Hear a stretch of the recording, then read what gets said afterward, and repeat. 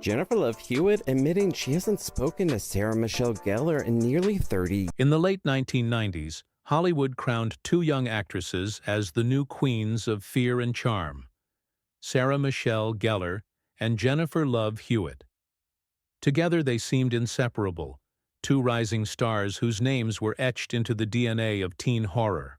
Magazines splashed photos of them side by side. Red carpets showcased their glowing smiles, and fans believed a genuine bond existed behind the cameras. But behind the illusion of sisterhood, subtle cracks began to show. Sarah, the sharp, witty force behind Buffy the Vampire Slayer, 1997, projected independence and control.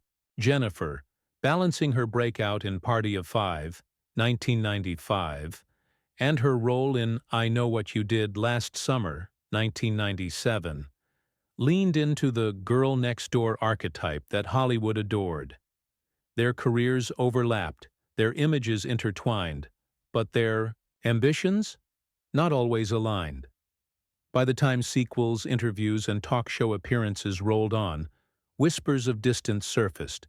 A mismatched answer here, an absent photo there, and suddenly the narrative of best friends forever didn't feel so solid. The question is haunting. Was this friendship ever real? Or was it simply another Hollywood performance, crafted to sell a story?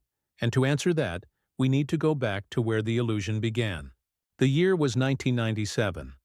Hollywood had rediscovered its love affair with the slasher film, and a new generation of scream queens was waiting in the wings. That summer, I Know What You Did Last Summer hit theaters, an adaptation of Lois Duncan's novel, starring Sarah Michelle Gellar and Jennifer Love Hewitt. The movie was a box office phenomenon, grossing more than $125 million worldwide. To audiences, these two actresses weren't just co-stars. They were the faces of a new teen horror empire. Publicists knew exactly how to sell it. The imagery of friendship was everywhere. Jennifer, with her warm smile and accessible charm, was positioned as the emotional heart of the franchise. Sarah, already captivating audiences as Buffy Summers on Buffy the Vampire Slayer, which premiered on the WB in March 1997, brought an edge of sophistication and wit. Together, they offered a contrast that marketing teams framed as complementary. The girl next door and the fierce protector. On red carpets, the illusion deepened. At the 1998 MTV Movie Awards, Sarah appeared in a sleek black dress while Jennifer chose a softer pastel gown. But photographers lined them up shoulder to shoulder, their laughter freezing into tabloid gold. Teen magazines like Seventeen, YM, and Teen People ran spreads labeling them as best friends of Hollywood horror. The truth of their personal relationship mattered less than the narrative. Behind the scenes, studios and stylists leaned into the sisterhood branding. Their interviews were often booked in pairs, with press junkets encouraging them to tell stories about how close they had become on set. Talk shows, whether it was The Rosie O'Donnell Show or MTV's Total Request Live, seated them side by side, joking about scary scenes and long nights of filming. Fans saw the performances and took them as evidence of real friendship. Sarah's simultaneous rise with Buffy the Vampire Slayer only magnified this narrative. In 1999, she won the Saturn Award for Best Genre TV Actress, cementing her place as the genre's leading icon. Jennifer, meanwhile, expanded beyond horror with her role in Party of Five and a budding music career. In 1999, she released her single, How Do I Deal, which landed on the soundtrack of I Still Know What You Did Last Summer. Media outlets painted the pair as a dual force, Sarah conquering television, Jennifer branching into film and music, both celebrated as Hollywood's next big sisters. Even their styling choices became part of the PR choreography. Coordinated outfits, mirrored hairstyles, and similar color palettes weren't accidents. They were strategies designed to reinforce the idea of unity. The message was clear. Here were two actresses rising together, a packaged friendship to mirror the era's obsession with teen ensembles. For the studios, This illusion worked brilliantly. Fans didn't just pay to see a horror film, they bought into the idea of watching two best friends conquer Hollywood together. Marketing campaigns whispered, "Come for the scares, stay for the sisterhood." The public image stuck. By the end of the 1990s, Sarah Michelle Gellar and Jennifer Love Hewitt weren't just actresses. They were branded as cultural symbols of friendship in the teen horror era. The photographs, the magazine covers, the interviews, it all hardened into memory. But memory and reality rarely match. What audiences saw was a carefully crafted performance, one sustained by handlers, stylists, and studios hungry to sell tickets. And as with any illusion, the seams eventually begin to show. Illusion, hardened into truth. The illusion of friendship lasted only as long as the cameras kept rolling. Away from photo ops and glossy magazine spreads, the first cracks began to appear, subtle at first, then unmistakable. Money and credit were among the earliest pressure points. When I Still Know What You Did last summer entered production in 1998, Jennifer Love Hewitt was positioned as the clear lead. The marketing revolved around her character, Julie James, while Sarah's role as Helen Shivers was reduced to a memory. Jennifer reportedly negotiated a higher paycheck and top billing, a natural result of her rising star power. But for observers, the imbalance was striking. The girl next door had become the franchise's centerpiece, while her supposed partner in horror was sidelined. Even in their wider careers, divergence became a pattern. Sarah was climbing steadily on the prestige ladder thanks to Buffy the Vampire Slayer. By 2000, the series had not only earned cult status, but also critical acclaim, with episodes like Hush and The Body hailed as groundbreaking television. Jennifer, meanwhile, pursued romantic comedies and her music career. The difference in trajectories created distance. One was building a reputation as a serious genre actress. The other was fighting to maintain her teen idol glow. Public appearances revealed another layer of separation. At major events like the 1999 Teen Choice Awards, Sarah appeared with her Buffy castmates, while Jennifer often arrived alone or with music industry friends. The absence of dual appearances became a pattern of its own, a pattern of silence. Fans who once saw them arm in arm now noticed how rarely they shared the same frame. And then came the interviews. In the early press cycle for I Still Know What You Did last summer, journalists noted that Sarah and Jennifer almost never sat down together. Jennifer was asked in a 1999 Entertainment Weekly interview about her friendship with Sarah. Her response was polite but distant. "We had fun making the movie, but we're both really busy with our own projects." Not exactly the glowing endorsement of a best friend. Sarah, too, was careful with her words. While promoting Buffy, she rarely mentioned Jennifer by name. Instead, she spoke broadly about other young actresses in the horror space. The avoidance didn't go unnoticed. Trade outlets like Variety hinted at behind-the-scenes tension, while fan forums of the early internet speculated about jealousy and professional rivalry. Social media was still years away, but absence leaves its own kind of evidence. In the late 1990s and early 2000s, photos told the story. Jennifer promoted her film Heartbreakers, 2001, with Sigourney Weaver, while Sarah was spotted at premieres with Freddie Prinze Jr., who, ironically, co-starred with both women. Fans asked, why were these two best friends never together anymore? Work styles added yet another strain. Sarah, known for her meticulous preparation and discipline on the set of Buffy, operated like a consummate professional. Jennifer, balancing acting and music tours, often leaned into spontaneity and charisma. What had once seemed like complementary energies started to feel like incompatible rhythms.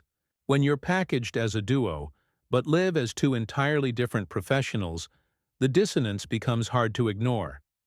Perhaps the clearest signal was silence. When Jennifer began promoting her CBS supernatural drama Ghost Whisperer in 2005, Sarah's name was conspicuously absent from every interview. Likewise, during Buffy's later seasons, when Sarah faced questions about the toll of fame, she never referenced Jennifer, despite both women being icons of late 1990s teen culture. The numbers only sharpened the perception of distance. Buffy, the Vampire Slayer, was pulling in 5 to 6 million weekly viewers on the WB in 2001, while Jennifer's films were seeing diminishing box office returns after the initial horror wave. The imbalance, whether real or perceived, created a narrative of competition rather than camaraderie. By the mid-2000s, fans no longer asked if Sarah Michelle Gellar and Jennifer Love Hewitt were friends. They asked when exactly the friendship had ended, and if it had ever truly existed at all. Cracks were no longer rumors. By the early 2000s, the illusion of friendship between Sarah Michelle Gellar and Jennifer Love Hewitt was wearing thin. What had once been marketed as Hollywood's sisterhood of screams now unraveled under the weight of choices, omissions, and the blunt spotlight of publicity. The breaking point came not with a single fight, but with a very public absence. When I'll Always Know What You Did. Last summer was announced in 2006, fans expected at least one of the original queens to return. Instead, neither Sarah nor Jennifer signed on. Sarah's exit wasn't surprising. Her character had been killed in the first film. But Jennifer's absence shocked fans. For the face of the franchise to decline the third film was a loud statement. Industry whispers claimed she wanted to distance herself from a brand she once carried. But the effect was the same. Without both women, the best friends narrative collapsed completely. Around the same time, interviews began to surface that painted a picture of cool detachment. In a 2002 Cosmopolitan feature, when Jennifer was asked about her horror roots, she praised the genre but made no mention of Sarah. Later, in 2003, during the Buffy farewell press tour, Sarah was asked which young actresses she admired. She named Reese Witherspoon and Kirsten Dunst, but not her supposed co-star confidant. To fans, the omission spoke louder than any statement. The gossip media of the early 2000s seized on the silence. Perez Hilton and other celebrity blogs ran speculative headlines. From BFFs to frenemies, tabloids like Star and Us Weekly recycled the narrative of competition, contrasting Sarah's marriage to Freddie Prinze Jr. and her prestige TV legacy with Jennifer's attempt to reinvent herself in Ghost Whisperer. Even when neither actress commented directly, the absence of warmth became the story. Public reaction was divided. Some fans of the I Know What You Did Last Summer franchise took Jennifer's side, arguing that she had carried the sequels and earned the right to step away. Others aligned with Sarah, who seemed to have transcended the teen scream label entirely by becoming a genre icon. Online forums split into factions, debating which actress had handled the situation with more grace. One of the clearest moments of exposure came during the promotion of Ghost Whisperer in 2005. Jennifer was asked in a press junket if she still kept in touch with her former horror co-stars. Her answer was measured but telling. "We all had a great time back then, but life moves forward, and we're all on different paths." The comment, quoted widely in outlets like the Boston Globe, was diplomatic but definitive. It signaled closure, not continuity. Sarah, meanwhile, made her own subtle statement through omission. At the 2004 Teen Choice Awards, where she was honored for her role in Buffy, she thanked her fans, her husband, and her colleagues, but noticeably, not her contemporaries in horror. For a woman once marketed as part of a duo, the solitary spotlight became symbolic. The media sharpened the contrast. In 2006, Variety published an article on the new generation of scream queens, highlighting actresses like Eliza Dushku and Neve Campbell. Sarah and Jennifer were both referenced, but in separate paragraphs. The myth of their inseparable bond had dissolved into two distinct legacies, each defined on her own terms. Fans didn't miss the symbolism. The hashtag culture of Twitter was still emerging, But online message boards echoed the sentiment. They were never real friends. And so, the mask slipped in public view. What had once been carefully orchestrated photo shoots, synchronized styling, and staged interviews was now reduced to two women navigating separate careers and refusing to play into the illusion anymore. The mask shattered in public. Once the illusion dissolved, both Sarah Michelle Gellar and Jennifer Love Hewitt faced the consequences, not only in their careers, but in the way Hollywood remembered them. For Sarah, the years following Buffy the Vampire Slayer, which ended in 2003, were a turning point. She deliberately avoided typecasting by stepping into films like The Grudge, 2004, which became a box office hit, earning over $180 million worldwide. Critics labeled her a genre queen, but she resisted the scream queen label that had once tied her to Jennifer. When asked in later interviews about her horror legacy, she spoke proudly of Buffy but sidestepped any nostalgia for I Know What You Did Last Summer. Silence, once again, spoke volumes. Jennifer, on the other hand, leaned into television. Her CBS drama Ghost Whisperer premiered in 2005 to nearly 10 million viewers and ran for 5 seasons. It gave her stability and a fresh image. Less scream queen, more supernatural confidant. Yet even as she reinvented herself, she carried the shadow of the horror franchise that had once linked her to Sarah. Journalists often framed her as the survivor of 90s horror, a narrative that cast Sarah as the absent counterpart. The franchise itself also bore the scars of their split. When I'll Always Know What You Did. Last Summer arrived in 2006, it featured none of the original cast and went straight to video. Fans were vocal about their disappointment. Without Sarah and Jennifer, the film felt hollow. On message boards, viewers lamented, "Without them, it's not the same story." The absence of their supposed friendship became, ironically, the defining character of the franchise's later years. Meanwhile, the entertainment press reframed their narrative. Think pieces in outlets like Entertainment Weekly and Vulture looked back on the 1990s with nostalgia, but rarely treated Sarah and Jennifer as a duo anymore. Instead, they were analyzed as parallel case studies. One actress who found cult immortality through television, the other who became a household name through mainstream TV drama. The friendship branding of the late 90s was remembered less as reality and more as a PR tactic of the teen horror boom. Both actresses handled the situation differently. Sarah remained guarded, choosing professionalism and restraint. She rarely commented on past co-stars, focusing instead on family life and selective roles. Jennifer was more open in the press, but her statements about Sarah were consistently distant, framing their time together as a temporary intersection rather than a lifelong bond. By the 2010s, fans had stopped waiting for a reunion. Social media threads occasionally revived the question, why don't Sarah and Jennifer talk anymore? But the silence had become its own answer. The absence was louder than any denial. Hollywood itself moved on.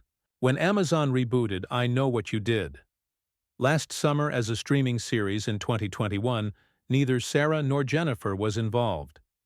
The reboot earned a lukewarm 43% on Rotten Tomatoes and was canceled after 1 season. For many, the lack of participation from the original stars was proof that the sisterhood branding was long dead.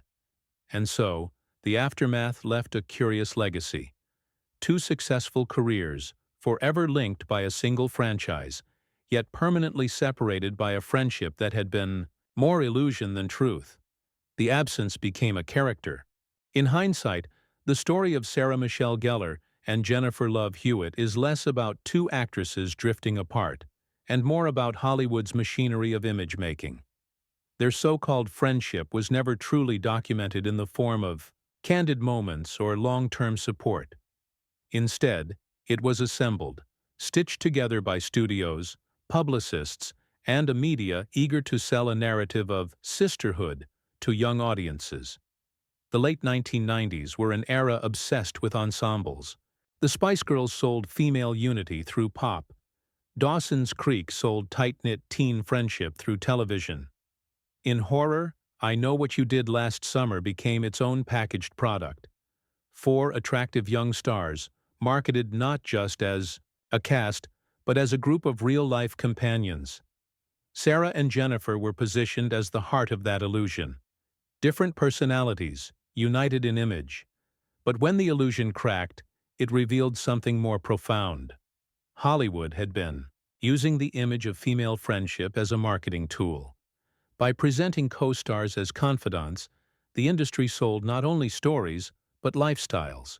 For Sarah and Jennifer, this meant they became icons of best friend branding, whether or not the friendship existed. Audiences, too, learned a lesson. As the 2000s unfolded, fans grew more skeptical.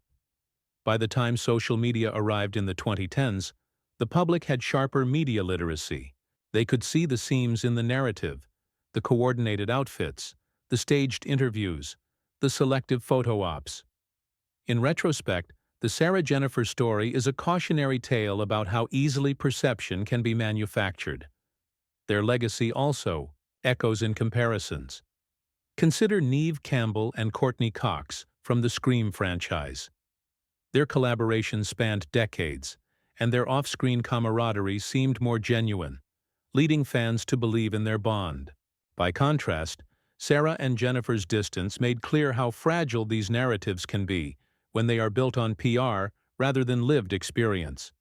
Still, the cultural imprint of their pairing remains undeniable.